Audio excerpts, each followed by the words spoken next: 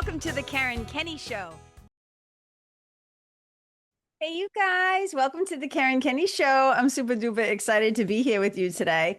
And today's like kind of an interesting episode in that it has to do with a lot of bees, like the letter B. So it has to do with baby birds and bugs. It has to do with our bodies, a book, and a band. I swear. I swear it's all going to make sense if you just buckle up for safety, stick around, find out where all this is going. So, of course, it's going to start with a couple of stories, okay? And I'm going to bring all of these elements together. Remember, baby birds and bugs, our bodies, a book, and a band, okay? But stay with me. I promise it's going to make sense. Okay.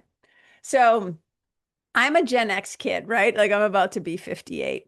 And so the millennials are kind of like the group that's like right behind us. These are the people that were born, I think, from like 81 to whatever. I don't know what it is, 95 or something like that. Oh my God. Okay. So you know how on the internet people put up like little memes or they make little graphics with quotes or whatever, right? And I'll never forget seeing Oh my God, I'll never forget seeing, and I'm not going to name names or do anything like that, but I just remember seeing one day this person who was a quote unquote coach of some kind, and they're younger, right? They're in the millennial group. I don't know their exact age, and they put up a quote, kind of like making it like look like it was their quote, like it's an original thought, right? And literally, this is what it said. It said, quote, hold on loosely, but don't let go. Hold on loosely, but don't let go. Right. And I was just like, I saw it and I just started. First of all, I was looking immediately for the attribution, right? To give credit to like who actually, where this phrase and saying actually came from, but they never did. And right away, like I go to the comment section because I know those of us who are old enough to know where this quote comes from. Those of us who are old enough, as soon as we hear that phrase, hold on loosely, but don't let go, our brain automatically fills in the rest, right? If you squeeze too tightly, you're going to lose control. So this was, if you're not aware, if you don't know the band 38 Special, this was like a huge hit that they had back in like 1981, right? It's like in the opening line is like, you see it all around you, good lovin' gone bad. Oh my God. Okay. So this person is putting up like this little piece of wisdom, right? As if it's their original thought. And everybody in the comments were like, putting the 38 Special quotes and they're like, dude, this is a song from like 81 or whatever. Oh my God. It was so friggin' funny. But I want to talk about this because the essence of this message is, what this episode is about today. And the song, and it's all gonna make sense, the baby birds, the bugs, whatever, okay? But it goes on to say this in the song because this will come into play later. It says, your baby needs someone to believe in. And then this is the key line, and a whole lot of space to breathe in, right? So this is all about this concept of being in a relationship and not being like suffocating. Like, yes, be supportive, right? But don't be suffocating.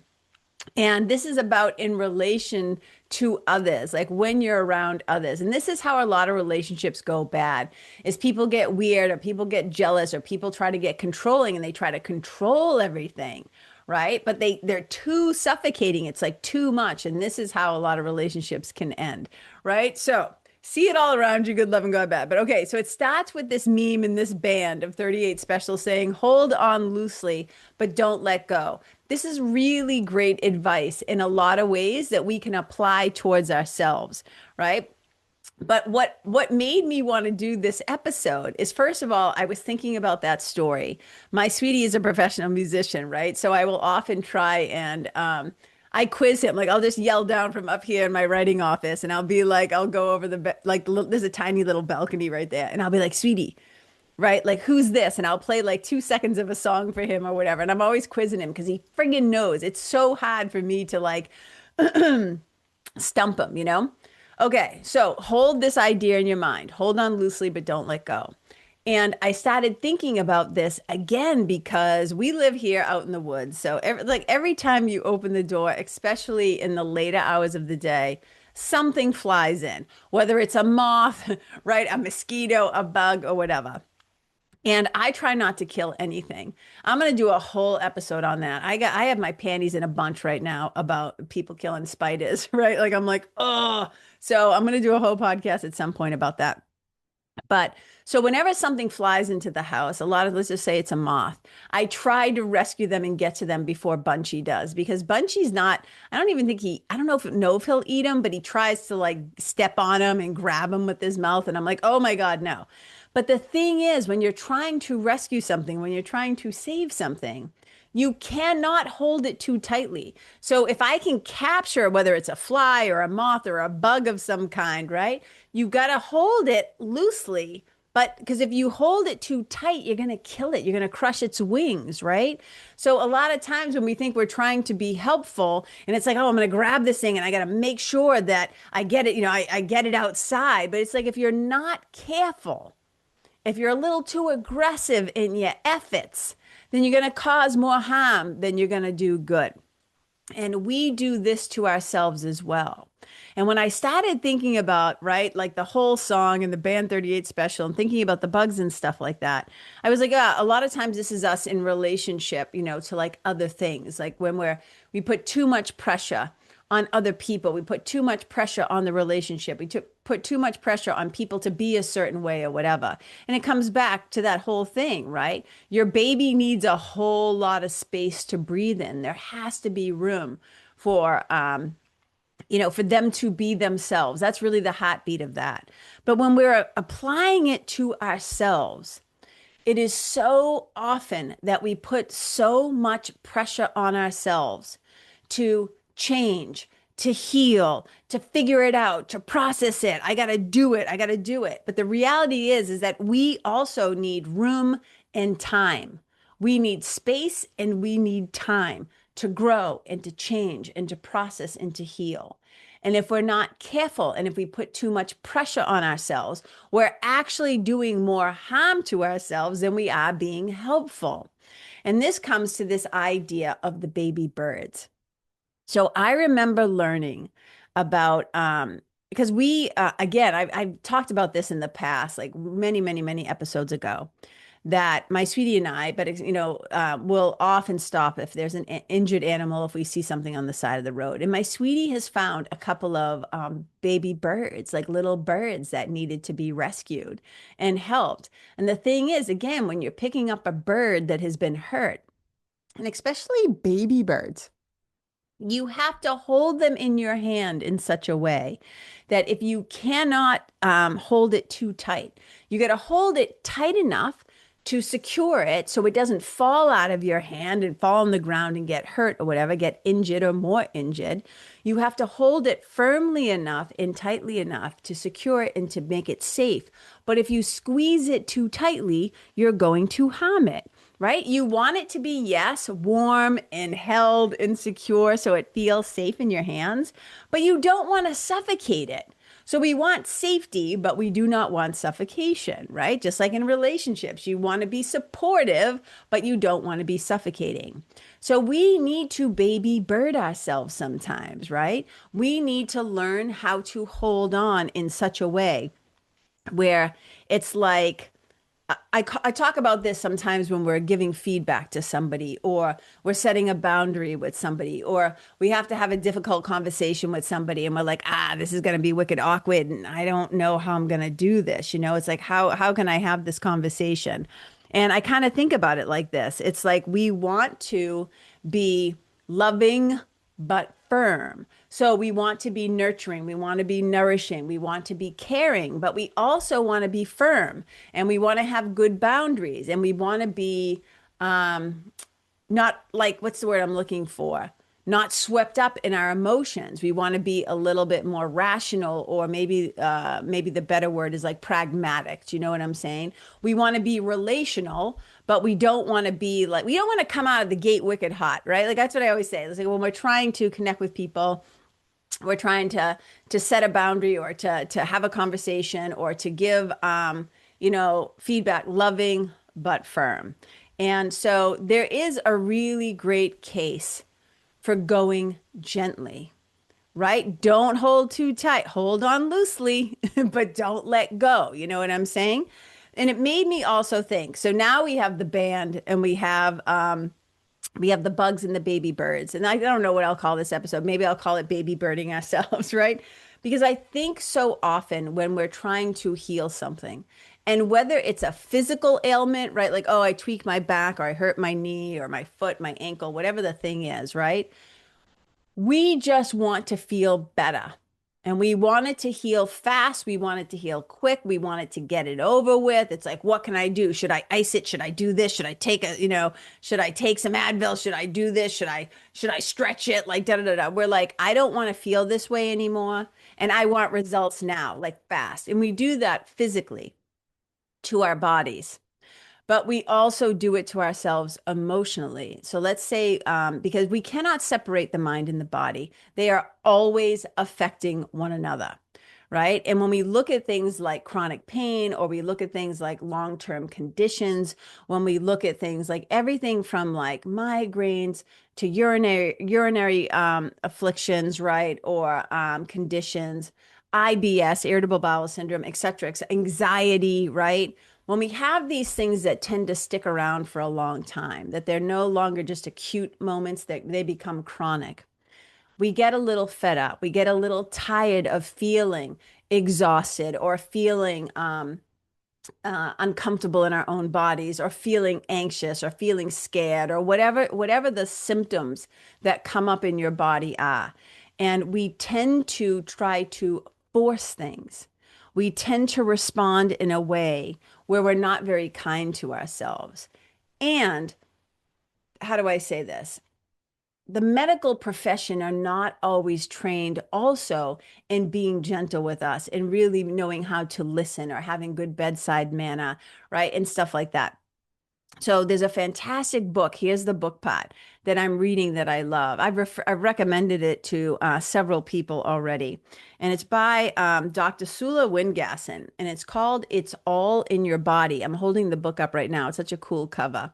So it's called It's All in Your Body. And it says, A Practical Roadmap to Healing Through the Mind-Body Connection.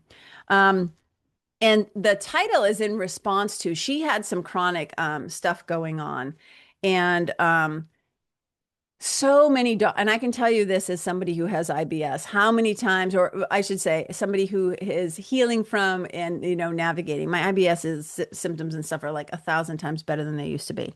But I still have flare-ups, and I still have incidents. But right on the back of this book, she says the thing that so many of us have been told so many times, that it's all in our head.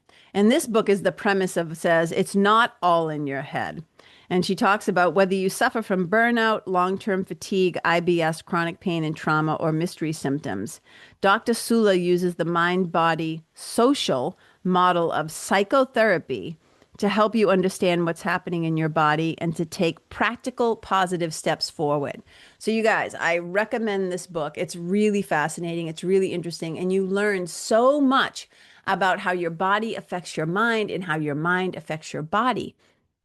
And why I want to talk about this is like in this idea of like baby birding ourselves, or when you're picking up a bug that you want, or, that you want to help and let it heal, but we don't want to do harm to it. We have to kind of take the same approach to our own health and healing, right? And I made a note to myself here. It says, we also need this approach towards ourselves for our health and our healing.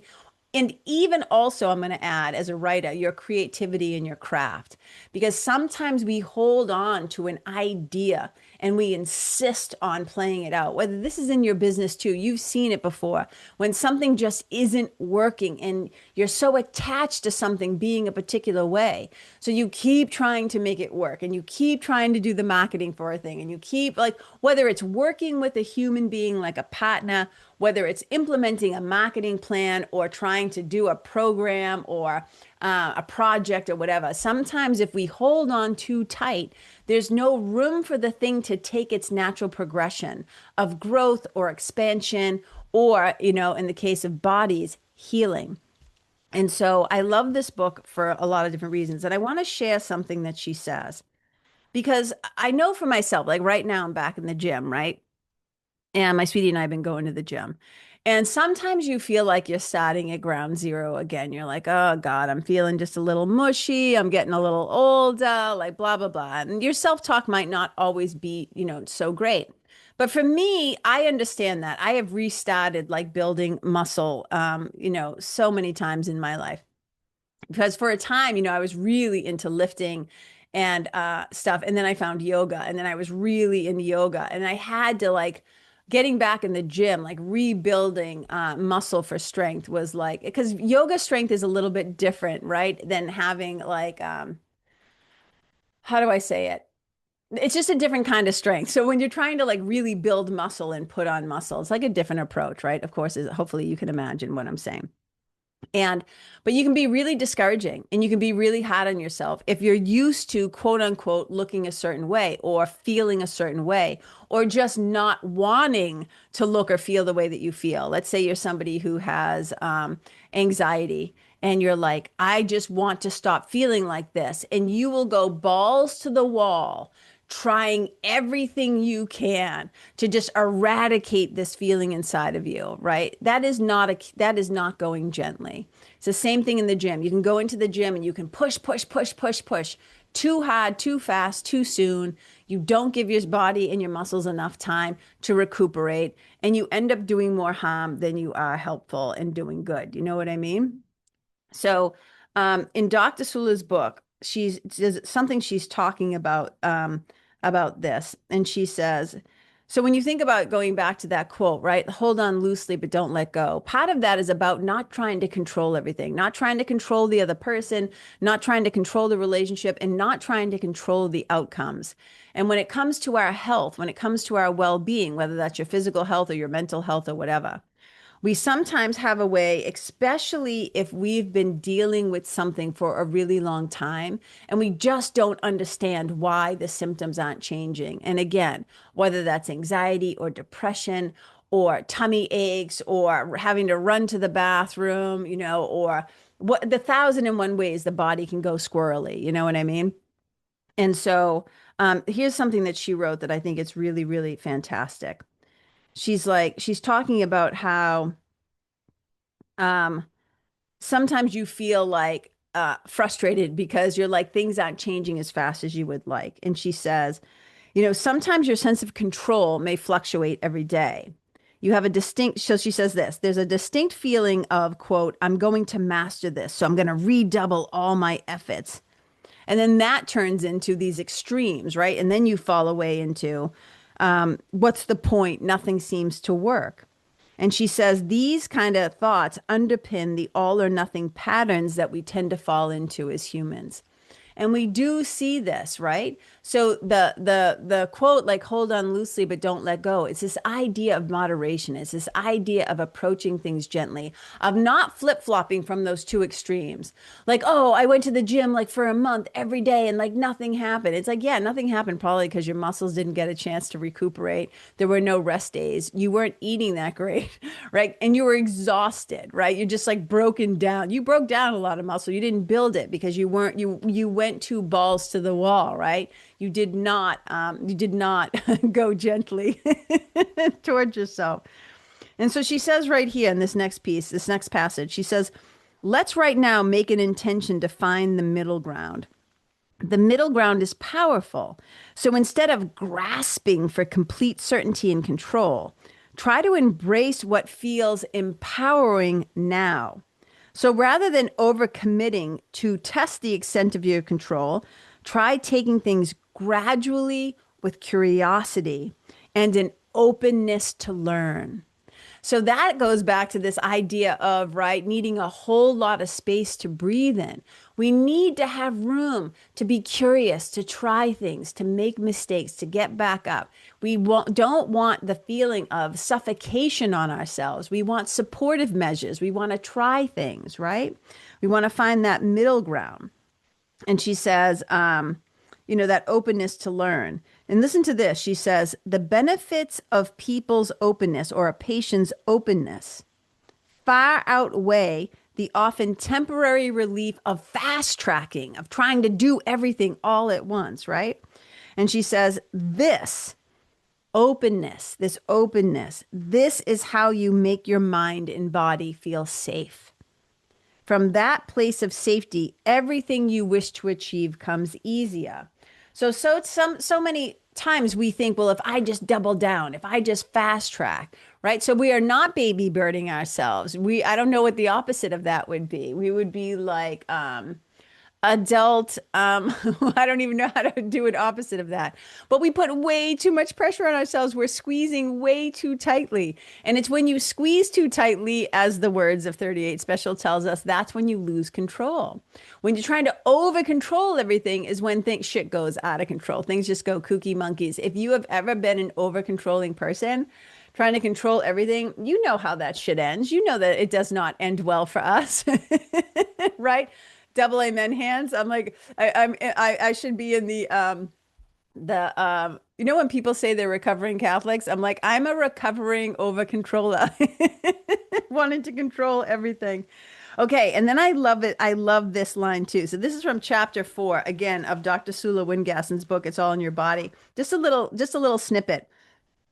She says, she's talking about her condition. She had a bladder condition, and she's talking about how, and I think you can apply this to anything, whether it's my marriage isn't going well, I'm having headaches, like whatever the situation is, right? Listen to this. She goes, although day by day I was highly functional, there were times I'd rage or despair, breaking down in tears as I wondered why things weren't changing when I was trying so hard. Oh my God, have you ever felt that way? I can tell you, as somebody who had her first IBS attack at 15, I tried everything under the sun. You have no idea. And I would try so hard, right, to control things and to fix things and to take this supplement and try that diet and like do all these different things to try and help myself. And you would get so frustrated when you'd be like, but I'm trying so hard and it's not changing. And she says this, listen, she says, I wondered why things weren't changing when I was trying so hard. I was still fixated on the magic fix. The fact that all my endeavors were falling short of magically fixing things was causing immense stress and bodily reactivity. This is so important. I'm going to reread it because I really want you to hear this. Listen, the fact that all my endeavors were falling short of magically fixing things was causing immense stress and bodily reactivity. She goes on to say, it was a year or two later, having been immersed in my PhD in research role, learning about the transformative effects of pacing, that's that time thing, of pacing, and acceptance, that's that space thing, whilst continuing my mindfulness practices.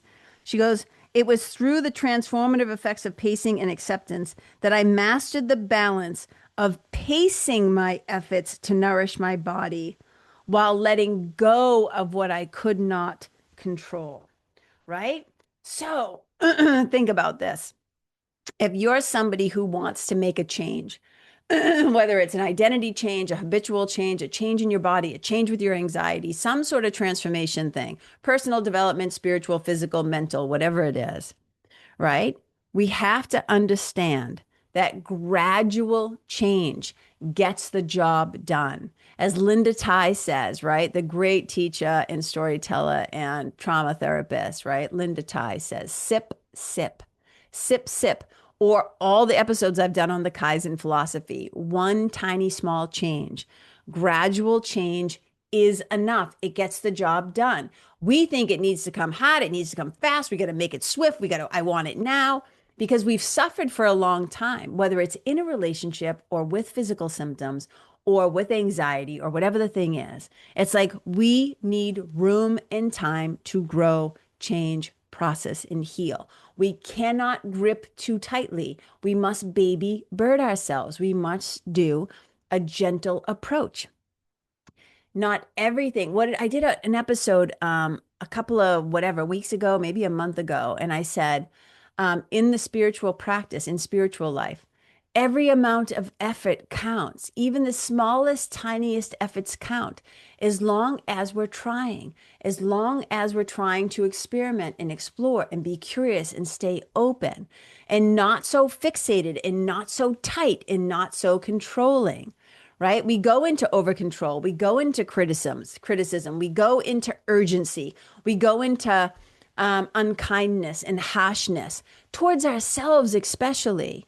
It's like, what's wrong with me? Why isn't this changing? Why can't I fix this? Why can't I figure this out? And I try to tell clients that I've worked with in spiritual mentoring, look, it took you 30, 40, 50, 60, whatever years to get here, to get this way, to create these patterns, these habits, these conditions, this way of thinking, these beliefs, this identity. It does not change overnight.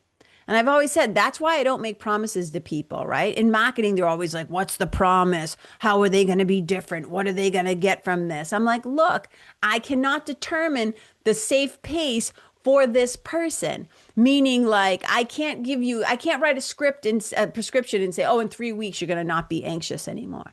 This shit takes time. We learned a lot of things over the years, and it takes time to unlearn. But the good news is that we can unlearn. We can loosen our grip a little bit, right? And here's another thing that's really, really interesting that I learned from Dr. Sula and from other people too, like Melissa Tiers and other teachers about neuroscience. But they actually have done what's called neuroimaging, and the research in neuroimaging, right? Literally like looking at your brain and stuff like that, is that when you respond to yourself reassuringly, and reassuring that might sound like, oh, it's okay. You're going to figure it out. Like, yeah, that sucked, but we're going to get there. Let's see what we can do. When you respond to yourself reassuringly, not clenching, not gripping, not forcing, not being mean, right? Not insisting that it's this way, the only way right now, magic fixes, I want the cure, right? When you respond to yourself reassuringly, she says this, it activates identifiable neural pathways that are distinct from when we respond critically. So how many times? So the other day, like I did something and I said to myself, well, that was stupid. And I just stopped myself immediately and I said, no, it wasn't stupid. You're just human and you're allowed to make a mistake. I will tell you that that feels 1,000 times better in my body and in my head and in my gut than me calling myself stupid, calling myself an idiot. So the way that we talk to ourselves, it really does make a physiological difference. Like your body, the way we think affects our body. Our body is also always sending messages up to our brain. So our brain and our bodies are so intertwined. And for so many years, so many people have been told it's all in your head, but it's not. It's also all in your body. Okay, so listen to this. Self-critical responses activate threat processing circuitry in you. Think about that. Self-critical responses activate in your brain and in your body physiologically threat processing circuitry. But self-assurance activates soothing circuitry. So when we practice compassion towards ourselves, you are literally helping the immune system. You're helping to, let's see, it says, the more practice of compassion, the more protected the inflammatory response to stresses is. So the more that we practice being gentle with ourselves, being kind to ourselves, baby birding ourselves, right? The power of being gentle with ourselves literally has a physical effect on our body. So this is just really big, right? I just want to talk about this because I know so many of us are so hard on ourselves and we demand so much of ourselves and our bodies. And when things aren't changing and things are uncomfortable and we're just so sick of feeling a particular way or thinking a particular way and we want change now, we forget, like we get kooky. We become like, like cuckoo for Cocoa Puffs.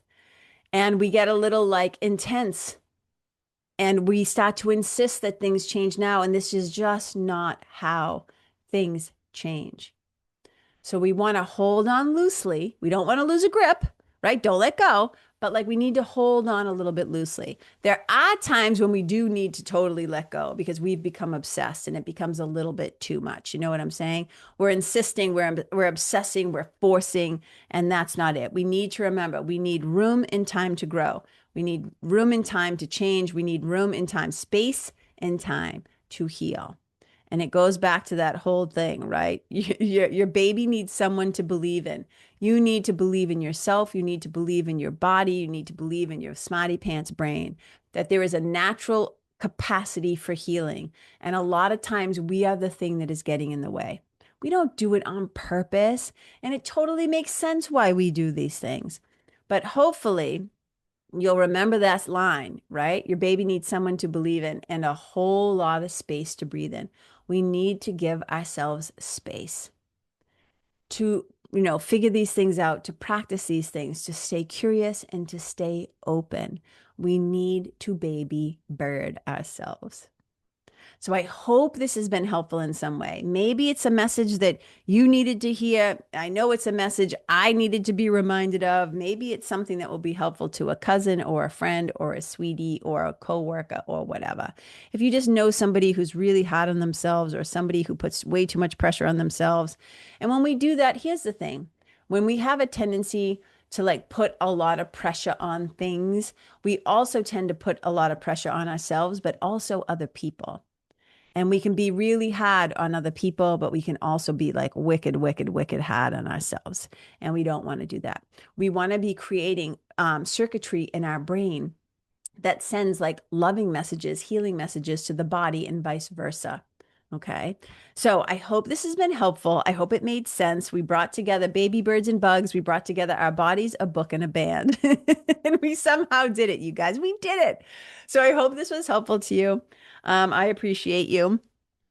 Also, just in terms of other things that are going on, because I always like to let you guys keep you guys in the loop of the shenanigans that I'm up to.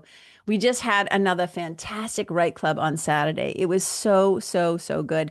If you're somebody who lives local to New Hampshire and you can live vicariously, Massachusetts, Vermont, Maine, right? You can travel to Concord, New Hampshire. For this summer, we're going to keep doing Write Club in person. It's generative. It's a half-day generative writing workshop. It's a 4-hour workshop. It's so fantastic. It's at a beautiful space, the 11th Letter Writing Gallery.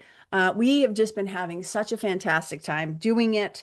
And I would love to have you join us. Even if you're not, what's the word I want to use? I don't want to say confident, but maybe you suspect that you're a writer. Maybe you're somebody that jots down notes on napkins, or maybe you're somebody that journals, or you have a story to tell, you've always dreamed of writing a book, whatever it is, right? I hope you come check out Write Club at some point. And just know everything I'm talking about, you can always find it online on my website at Karen Kenney, KENNEY.com.